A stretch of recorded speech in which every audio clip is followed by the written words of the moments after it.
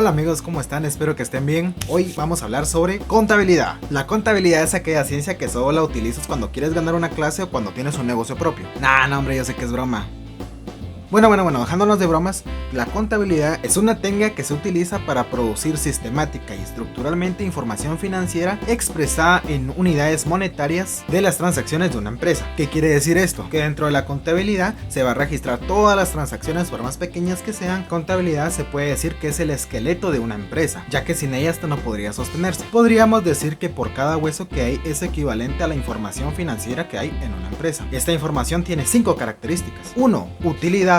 ¿Esto qué quiere decir? Que utilidad es porque te tiene que servir, si no, ¿para qué? 2. Confiabilidad. Esto es porque tú vas a tomar decisiones en base a la información, es por eso que tiene que ser confiable. 3. Oportunidad. Esto quiere decir que la información la tienes que tener en tiempo, ya que vas a tomar decisiones con ella. Por ejemplo, si tú quieres pedir un préstamo a un banco, el banco lo primero que te va a decir es: bueno, pues dame sus estados financieros. Y tú le vas a decir: bueno, pues es que fíjese que no los tengo. El banco no te va a decir: no, está bueno, tranquilo, démelo la otra semana o cuando los tenga. 4. Verificabilidad. Esto quiere decir que posteriormente puedan revisar esa información y no vas a encontrar ningún hallazgo en ella. 5. Legalidad. Esto quiere decir que la contabilidad tiene que ajustarse a las disposiciones legales del país en el que te encuentres. Bueno, pues ahora vamos a hablar de los principios de contabilidad. 1. Equidad, que no se debe entrar en un conflicto de intereses. Resumidamente se podría decir que es dar a cada uno lo que pertenece. 2. Principio de partida doble. El creador de la partida doble fue Benedetto Cotugli. Esto quiere decir que si existe un cargo, debe haber un abono. Si algo entra, algo sale. No hay cerveza sin dinero. No hay deudor sin acreedor. 3. Ente. Los accionistas de la empresa no pueden aprovecharse de tener su propia empresa. ¿Qué quiere decir esto? Que si tu jefe se quiere ir de viaje, no puede meter esos gastos del viaje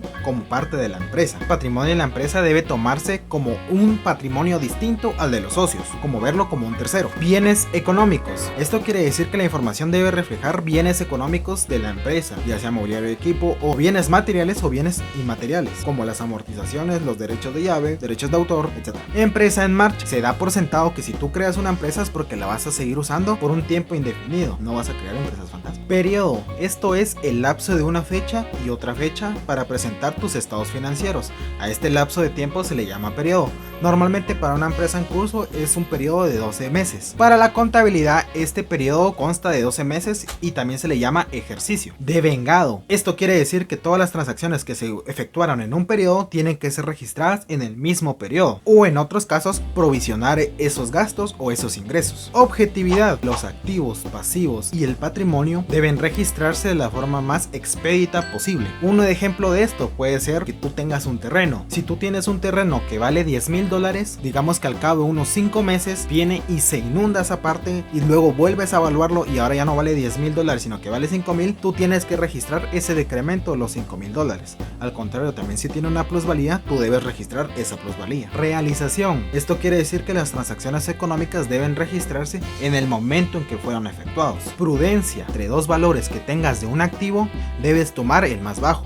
Por ejemplo, si tú compraste un mueble a $100 y ahora lo quieres vender y ves que el precio de mercado está a $85, no es prudente venderlo a $100, sino que lo debes vender al precio del mercado, que sería $85. Sí, que no quieres perder dinero, pues sé imprudente y a ver qué pasa, a ver si lo vendes. Uniformidad. Tú haces alguna transacción y luego al tiempo quieres volver a realizar la misma transacción, debes hacerla de la misma forma. Se puede decir que tiene que ser de una manera consistente, no vas a cambiar de una manera una transacción y luego vas a hacer la misma pero de otra forma. No se puede hacer eso, ¿no?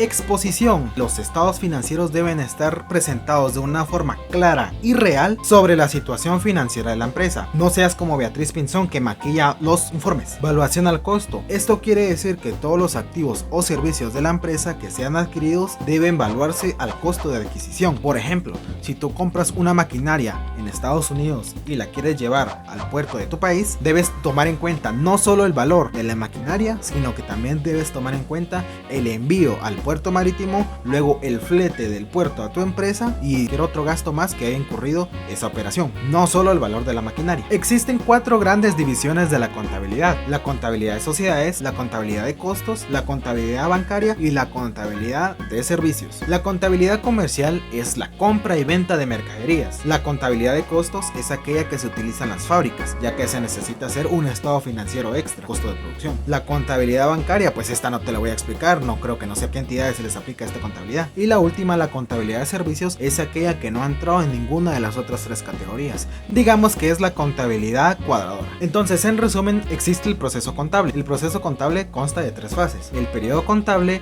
el ejercicio contable y el cierre contable. El periodo contable es el que ya había dicho, es un periodo de 12 meses. El ejercicio contable son todas las transacciones que ocurrieron durante ese periodo, y el cierre contable es el cierre de todas las cuentas que se utilizaron en el periodo. Normalmente estas deben cerrarse el 31 de diciembre de cada año. En la contabilidad se llevan varios libros principales, en los cuales están el libro de inventarios, el libro diario o de primera entrada, el libro mayor o centralizador y los estados financieros, de los cuales hay 5.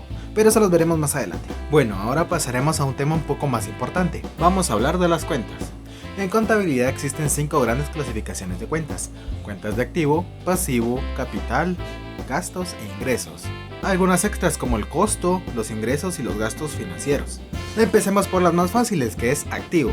¿Activo qué es? Son todos los bienes y derechos que posee tu empresa. Dentro de ella entran los valores como caja, bancos, inventarios, cuentas por cobrar y los clientes. Entran también los activos fijos y los activos intangibles con sus amortizaciones o sus depreciaciones acumuladas. Tenemos también las cuentas de pasivo, que son todas las deudas y obligaciones que tú tienes en tu empresa. En ellas podemos tener los préstamos, las hipotecas, las cuentas por pagar, los proveedores, acreedores y diversas cuentas por pagar. Luego tenemos las cuentas de capital. En ellas se registran todas aquellas cuentas que tienen que ver con el movimiento de las acciones o el capital de los socios, así como también se registran los resultados del ejercicio. Luego tenemos las cuentas de ingreso. Como su nombre lo indica, son todos los ingresos que entran a tu empresa. Luego tenemos las cuentas de gasto.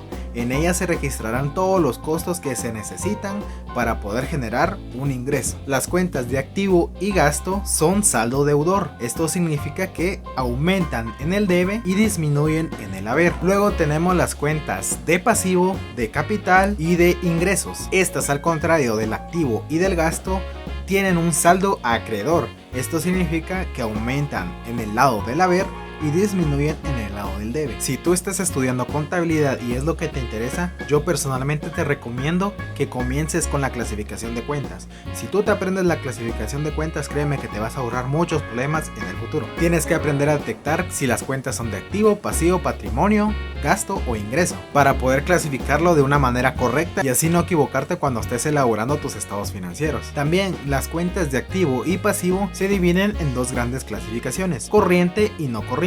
Los activos y pasivos corrientes son todos aquellos que utilizarás en un periodo no mayor a un año, y los activos y pasivos no corrientes son todos aquellos que vas a utilizar en un periodo mayor a un año. Por ejemplo, vamos con el activo fijo. Ustedes saben que vehículos, mobiliario, equipo, terrenos, etcétera, son activos fijos no corrientes. ¿Por qué? Porque tú no vas a andar comprando vehículos cada 2 meses o cada 3 meses. Es por eso que los activos se clasifican como no corrientes, al igual que con los pasivos no corrientes. El ejemplo más claro que yo puedo dar como un pasivo no corriente son las hipotecas y los préstamos bancarios. ¿Por qué? Porque estos no los vas a pagar en un periodo de un año. Posiblemente para pagar estas deudas te saldrán cuotas de amortización mayores a 12 plazos. En futuros videos veremos más acerca de la clasificación de cuentas, ya que yo considero que esta es la parte más importante de la contabilidad, básica por supuesto. Bueno, hasta aquí llega el video, espero haberte ayudado. Intentaré seguir subiendo videos con más información. Si te ayudé aunque sea un poquito, por favor regálame un like, que no te cuesta nada. Nos vemos.